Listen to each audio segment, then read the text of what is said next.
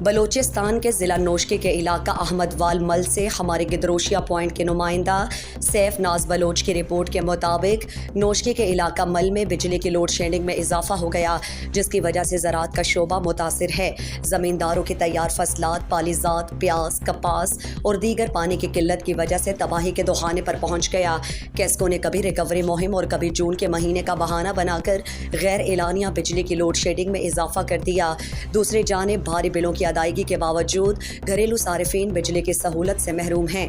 شدید گرمی میں بجلی کی طویل لوڈ شیڈنگ سے معمولات زندگی درہم برہم ہو گیا۔ زمیندار طبقہ پہلے ہی سے گزشتہ سال کی مونسون بارشوں اور سیلابی ریلوں میں بندات ٹوٹنے سے لاکھوں کے مقروض ہیں۔ صوبائی حکومت نے ڈسٹرکٹ نوشکی کو آفت زدہ قرار دے کر نوٹیفیکیشن جاری کیا، مگر اس نوٹیفیکیشن پر کوئی عمل نہیں ہو رہا، جس کے باعث صوبے کے گرین بیلٹ کے زمیندار مایوسی کا شکار ہیں۔